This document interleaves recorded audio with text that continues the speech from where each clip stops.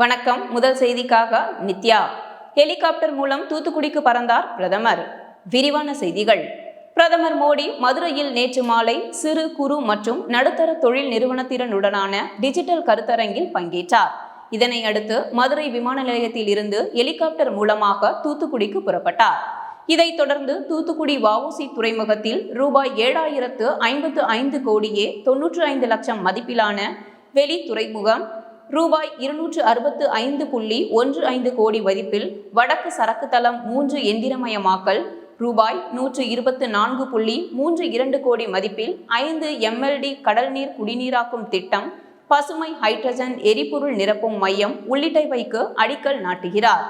இதேபோன்று குலசேகரப்பட்டினம் ராக்கெட் ஏவுதளத்துக்கும் அடிக்கல் நாட்டவுள்ளார். மேலும் 10 மாநிலம் மற்றும் யூனியன் பிரதேசங்களில் அமைக்கப்பட்டுள்ள 75 கலங்கரை விளக்கம், ரூபாய் 1,477 கோடி செலவில் முடிக்கப்பட்டு உள்ள வாஞ்சி மணியாச்சி நாகர்கோவில் இரட்டை ரயில் பாதை, பாம்பன் தூக்குப்பாலம் என நாடு முழுவதும் ரூபாய் 4,586 கோடி செலவில் முடிக்கப்பட்டு உள்ள தேசிய நெடுஞ்சாலைகளை நாட்டுக்கு அர்ப்பணிக்கிறார்.